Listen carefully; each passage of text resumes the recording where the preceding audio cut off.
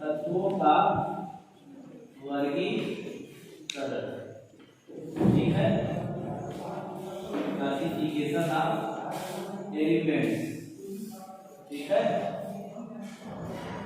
तो तत्व क्या होता है? सबसे पहले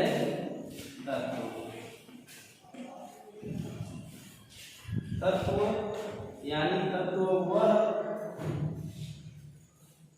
पदार्थ है या वह स्वयंभू टाइप में, ऑटोनॉमस बोल सकते हो, ऐसा एलिमेंट है, तत्व है जो स्वतंत्र होता है, ठीक है, जिसके अंदर अणु परमाणु ये सब होते हैं। टोटल तत्वों की संख्या आज तक कितनी है? 118 तत्वों की संख्या। जैसे हाइड्रोजन, हीलियम, कैल्शियम, ये सब क्या है? तत्व। इन्हीं तत्वों से मिलकर सब कुछ बना है, चाहे वो पृथ्वी पे कोई भी जीव हो, चाहे वो कोई भी सजीव हो या निर्जीव हो। गिलास, बॉटल, आपका मोबाइल, चौक में कैल्शियम होता है, कार्बन तो हर जगह है। वैसे घड़ी पहनी तो घड़ी में आयरन होगा, दांत में कैल्शियम होगा, ऐसे ही हर जगह आपका कुछ न कुछ बना है। प्लास्टिक है तो उसमें भी तत्व है, ठीक है, एथिलीन है, एसिटिलीन है, क्या होता है, बेरिलियम, ये सब कुछ तत्व मिलकर बने होते हैं। तो तत्व क्या होता है? ऐसा स्वच्छंद या ऐसा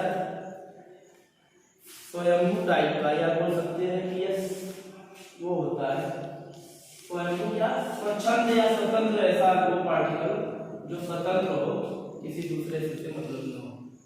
देखिए वातावरण में ऑक्सीजन भी है, इसी वातावरण में नाइट्रोजन है, ये सब क्या है? तत्व है। अगला है अणु। अणु क्या होता है? अणु क्या होता है?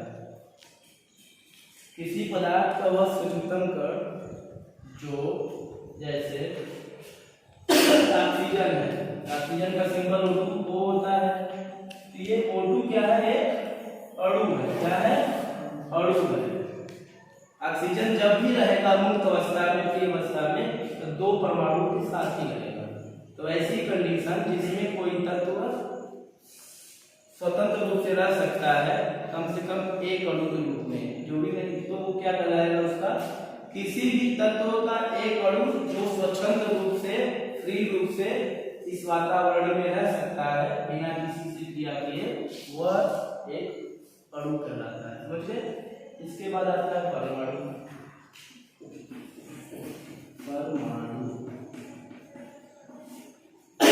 दो या दो से अधिक परमाणुओं के मिलने से एक अणु बनता है। दो या दो से अधिक परमाणुओं के मिलने से एक अणु मिलता है, और ये दो परमाणु जो भी नहीं है, एक ही तत्व के। जैसे ऑक्सीजन का एक परमाणु मिलकर हाइड्रोजन और ऑक्सीजन का एक अणु बनाता है। ये रिएक्शन नहीं मैं दिखा रहा, ठीक है। ऑक्सीजन का एक परमाणु और एक और दो परमाणु मिलकर ऑक्सीजन का एक अणु बनाते हैं, लेकिन हाइड्रोजन का दो परमाणु और ऑक्सीजन का एक परमाणु मिलकर एक पानी का एक अणु बनाते हैं। ये क्या है? हाइड्रोजन। हाइड्रोजन का क्या है? दो परमाणु है, H2, H प्लस H, यही है। हाइड्रोजन का दो परमाणु और ऑक्सीजन का एक परमाणु मिलकर क्या बनाते हैं? एक नया पदार्थ, पानी, जल, H2O, जिसे हम लोग पीते हैं। समझ गए? तो क्या कह रहा है? परमाणु वह पदार्थ जो किन्हीं दो या दो से अधिक परमाणुओं से मिलकर बना हो। उल्टा बोल दिया। हाँ, अणु जो होता है दो या दो से अधिक परमाणुओं से मिलकर बना होता है, और परमाणु रहेगा तभी अणु बनेगा। जैसे ये सब क्या है? एक परमाणु है, ये क्या है? अणु है। समझ गए? तो अणु को के निर्माण में परमाणु का योगदान। ऐसा समझो कि जैसे ये परमाणु है, ये अणु है, जिसके अंदर कई परमाणु हो सकते हैं। समझ गए? अणु बड़ा है, इसके अंदर छोटा डब्बा परमाणु। आगे है परमाणु क्रमांक। परमाणु क्रमांक क्या होता है? तत्वों को, जैसे आप लोग क्लास में हैं, तो आप लोग का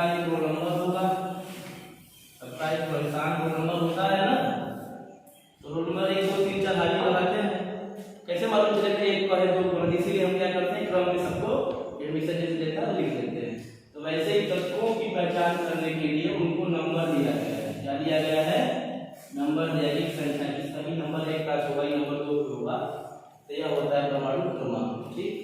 या फिर किसी तत्व के परमाणु के नाभिक में उपस्थित प्रोटॉनों या नाभिक के बाद उपस्थित इलेक्ट्रॉनों की संख्या को ही परमाणु संख्या परमाणु क्रमांक कहते हैं। मतलब कोई तत्व है, ठीक है, जैसे कार्बन का परमाणु क्रमांक 6 होता है, ठीक है, कार्बन। तो कार्बन के नाभिक में 6 प्रोटॉन होंगे और कार्बन के बाद कक्षा में 6 इलेक्ट्रॉन होंगे। इसका मतलब ये है तो किसी के नाभिक में जितना इलेक्ट्रॉन का प्रोटॉन होगा या जितना हो मिलेगा, इसीलिए इसको 6वें नंबर पे रखा गया। 1 2 3 4 5 या तो नंबरिंग कर दिया गया, नंबरिंग इसी के जगह इसका 6 है, उसी हिसाब से मैंने करके साड़ी बनाई गई। आगे है परमाणु भार। परमाणु भार क्या होता है? परमाणु भार जो होता है किसी परमाणु में, परमाणु की बात हो रही है, परमाणु भार जो होता है क्या होता है? प्रोटॉन की संख्या और न्यूट्रॉन की संख्या का योग। परमाणु भार बराबर किसी तत्व के प्रोटॉनों की संख्या प्लस न्यूट्रॉन की संख्या। ये सब कहाँ होते हैं? नाभिक में। नाभिक मतलब केंद्रक में। जो कोई तत्व है इसके बीचवा में जो होगा, बीच में यही होगा, क्या होगा? न्यूट्रॉन होगा और यही पे क्या होगा? प्रोटॉन होगा। दोनों का जोड़ कर देंगे तो उसका परमाणु भार होगा। ठीक। आगे है अणु भार। ठीक है, जैसे अणु भार निकालना होगा आपको। ये भाई सी है, अब किसी है अगर CO2 कार्बन डाइऑक्साइड हो तो अणु भार क्या होगा? अब तो ये परमाणु नहीं रहा, ये कार्बन का परमाणु ऑक्सीजन का एक अणु या फोड़ो या फिर 2 परमाणु मिलके इधर कार्बन डाइऑक्साइड बनाते हैं। तो इसका अणु भार निकालना होगा तो क्या करेंगे? कार्बन का परमाणु भार, कार्बन का परमाणु भार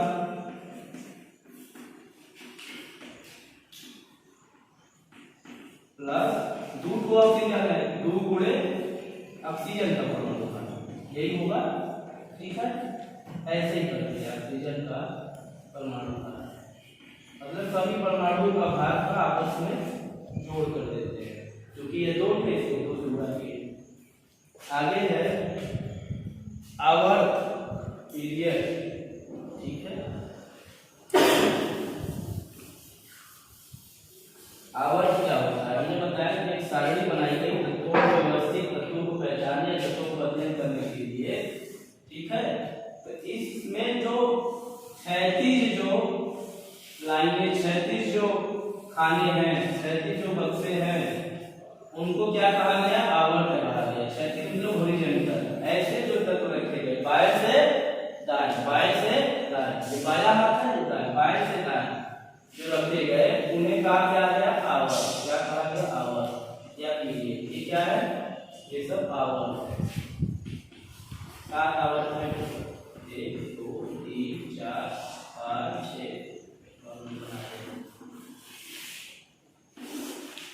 ठीक है, आवर्तों की संख्या कितनी हो गई? 7। क्षैतिज जो रखे गए तो बाएं से दाएं उन्हें कहा जाता है आवर्त। और वर्ग क्या होता है या समूह या ग्रुप क्या होता है? जो परपेंडिकुलर या वर्टिकल ऊर्ध्वाधर रखे गए हैं इन्हें बोला जाता है वर्ग, समूह या ग्रुप। 1 2 3 4 5 6 एक और बना दो,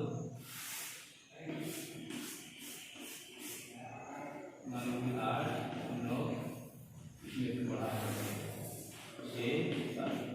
ठीक है, इन्हें क्या कहा गया? इन्हें कहा गया वर्ग। जो ऊर्ध्वाधर ऊपर से नीचे रखे गए हैं तत्व, इन्हें कहा जाता है वर्ग। जैसे यहाँ कार्बन क्लोरीन है जी, यहाँ क्या है? आयरन, हीलियम, लिथियम, ठीक है, हेलियम, हाइड्रोजन, लिथियम, बोरान, नहीं जी, helium lithium krypton neon radon है ना, helium neon argon krypton krypton. हाँ हाँ ये जो है ये वर्ग हो गया, ये बोला जाएगा कि द्रव्य वर्ग के तत्व है, ठीक है। ऐसे ही ये होता है, ऐसे जो तत्व हमने बोले इसमें अलग अलग क्षार अम्ल अलग अलग बनाएंगे। इसको क्या क्या गड़बड़ है, नियम होगा। हाँ मीडियम यहाँ होगा, ठीक है। नीचे समझिए वर्ग और समूह। परमाणु संरचना अगला टॉपिक है, परमाणु संरचना। चलिए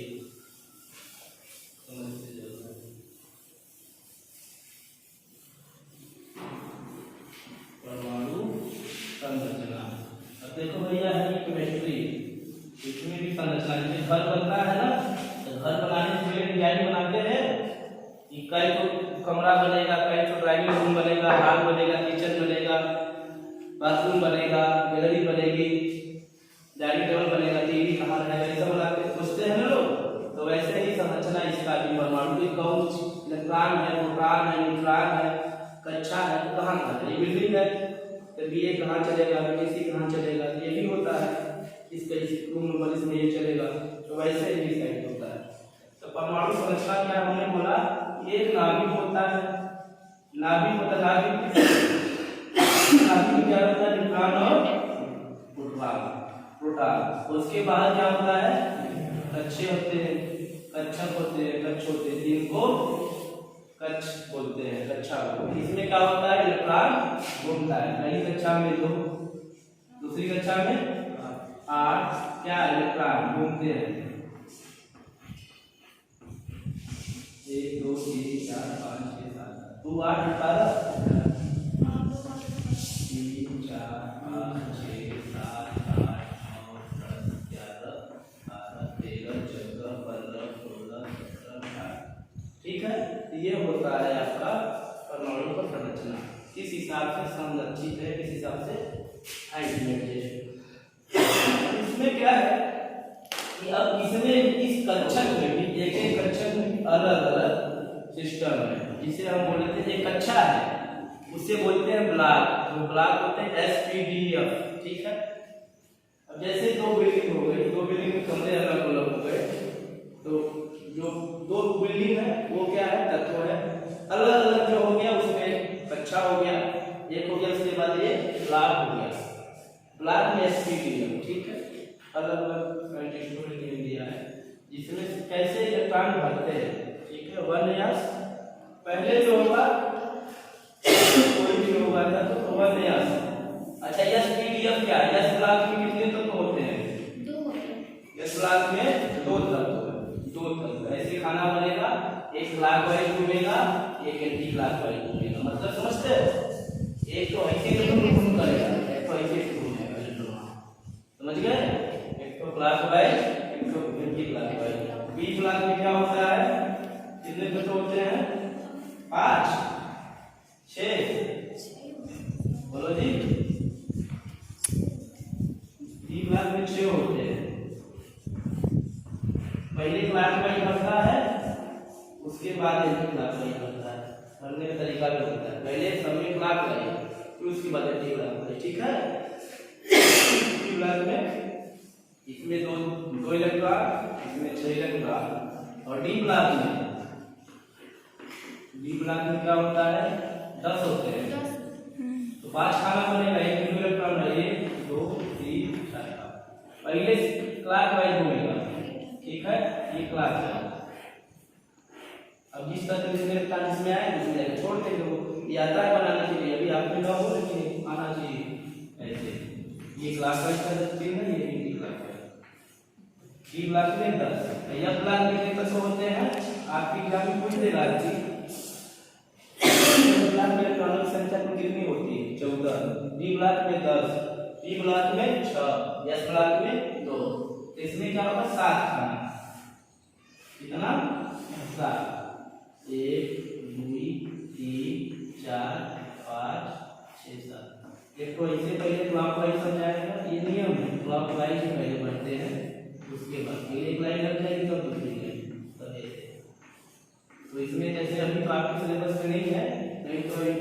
साई से प्रूव होता है कि इस तत्व का 5वां इलेक्ट्रॉन, इस तत्व का योगदान का 6वां इलेक्ट्रॉन कौन सी दिशा में गति कर रहा है, क्लॉकवाइज एंटीक्लॉकवाइज आपको बनाना पड़ेगा। इसमें नहीं है आपने, लेकिन ये रिपीटिशन नहीं है, बताओ ऐसे होता है। ठीक है, जो नियम है वो क्या है, 1s 2 2s 2 2p 6 अभी 2 2 क्या है, इसमें दो इलेक्ट्रॉन होते हैं, p ब्लॉक में 6 होते, कोई लिखे 6 होगा, छोटे दिखाएंगे 5 होगा, 5 आगे बताऊंगा मैं। ये क्या है बताओ, 3s2 फिर 3s2 3p6 4s1 3s2 3p है 3p6 4s2 फिर 3d 3d हाँ 3d ये फिर 4p 6 फिर 5 2 फिर 4d नहीं कर छोड़ देते। ये है आपका भरने का कदम। ठीक है, अब आगे मैं आपको भर के दिखा रहा हूँ। ठीक है, ठीक है, जैसे कार्बन, कार्बन का अब देखो ये जो सिंबल है सी इसका प्रतीक होता है। ठीक है, तो ये एग्जाम में क्या आता है, तत्वों का प्रतीक आप एल्यूमिनियम का या आयरन का है, आयोडीन का ही होता है, लोग आयरन को मान लेते हैं क्योंकि आयरन का जो नाम है वैज्ञानिक वो फेरस है। ठीक है, फेरस करेंगे। कार्बन का परमाणु क्रमांक कितना होता है, 6 होता है, तो 6 है तो मतलब हमने बताया कि जितने परमाणु क्रमांक होगा वह उसमें इलेक्ट्रॉनों की संख्या होगी, वह प्रोटॉनों की संख्या होगी। 6 है इलेक्ट्रॉन, अब इलेक्ट्रॉनिक विन्यास बनाना हो तो टोटल कितने 1s में आ जाएगा, कितने इलेक्ट्रॉन आएंगे, 1s में 2 आएंगे, तो इसमें है 2 आए तो 1s2, तो इसको 2 ऐसे लिखा दिए, एक ऐसे फिर 2p6 होता है, लेकिन इलेक्ट्रॉन 4 बचे ना, 2 चले गए तो यहाँ आ गए 4, 6 में से 2 घट कितना बचा 4, 2p में होने चाहिए 6 लेकिन है कितने,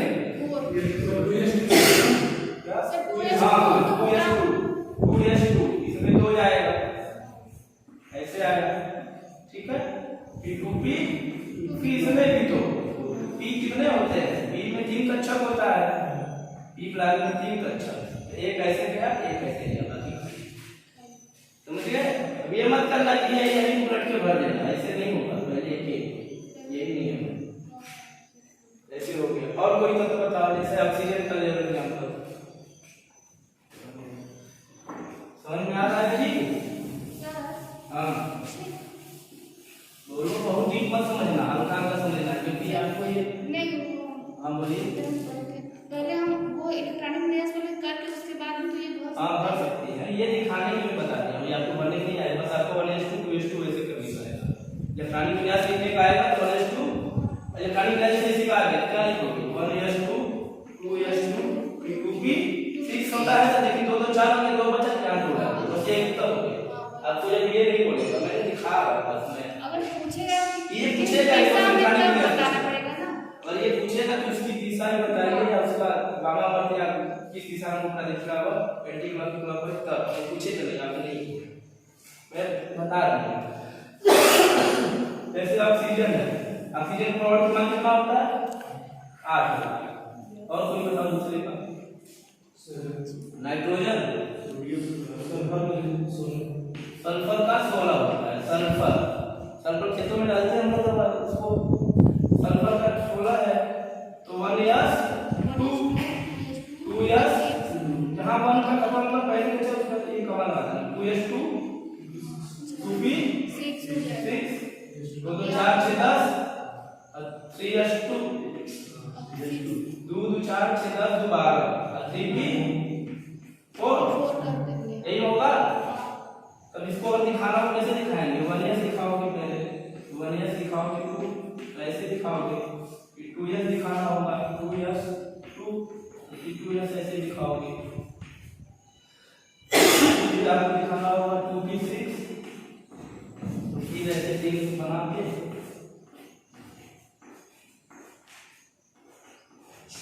3p6 और 2p6 हो गया, फिर 3s2 बनाओगे, यस में क्योंकि एक ही होता है ऐसे निकालिए, फिर क्या है 3p4, 4 क्यों हुआ 3 पीछे होगा क्योंकि लास्ट में 4 भी बच रहा है, 2 2 4 6 10 12 4 16 तो इससे ज्यादा नहीं ले जाएगा, हमारा छठा का दूसरे का हो गया, इसको करेंगे तो ऐसे किए, तीन खाना 4 है, एक इसमें एक इसमें एक इसमें और लास्ट में इसमें 2 खाना, ठीक है, ऐसे करना है।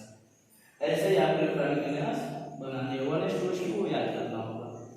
1 क्या है 2 3 क्या है, ये सब 1 2 3 ये लगा है, ये 1 2 1 यहाँ पे 3 क्या है, ये क्या है बताओ, कक्षा, तीसरी कक्षा, यस की क्या है ब्लॉक, कक्षा, कक्षा के अंदर ब्लॉक, देखो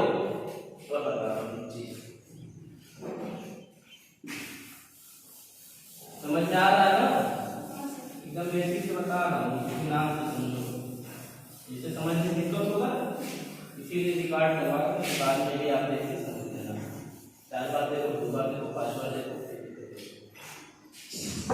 अब देखो ये क्या है बाहरी वाला, ये है तत्व है,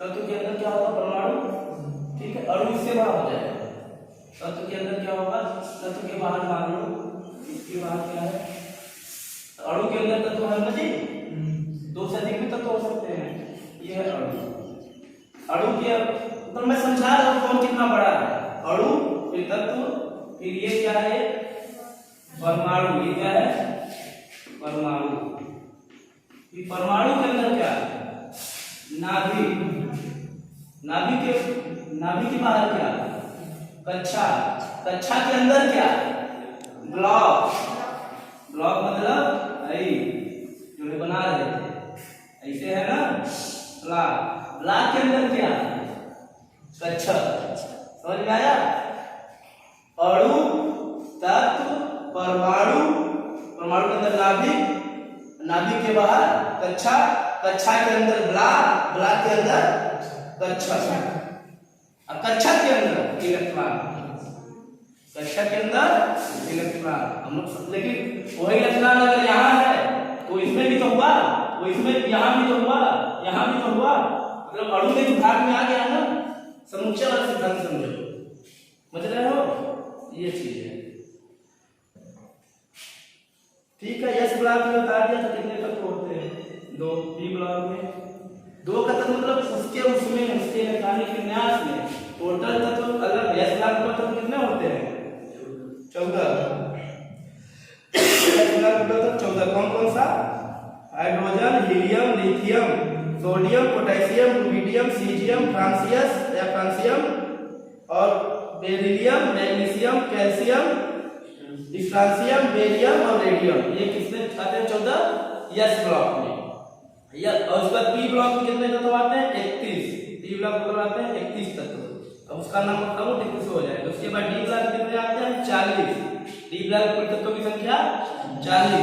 अच्छा ये कैसे मान ली डी ब्लॉक का तत्व है, आखिरी इलेक्ट्रॉन जिस ब्लॉक में जाता है उसे उस ब्लॉक का तत्व मानते हैं, समझ गए, जैसे कोई बताओ किसी का, जैसे कार्बन था ना, कार्बन क्या था, कार्बन कितना है 6 है, आपको नहीं पता है किस ब्लॉक का तत्व, कुछ एग्जाम में कार्बन किस ब्लॉक का तत्व है बताइए, आपको नहीं याद करना है, बस एक और इलेक्ट्रॉनिक विन्यास करो 1s2 2s2 2p2, दाखिल इलेक्ट्रॉन 2 4 आखिरी वाला किसमें आएगा, आखिरी वाला इसी में ना आया, यही वाला आखिरी इलेक्ट्रॉन है, ये किसमें है p ब्लॉक में ना, p ब्लॉक हो गया कार्बन, ऐसे निकलता है, याद करोगे रखोगे तब तक याद करोगे।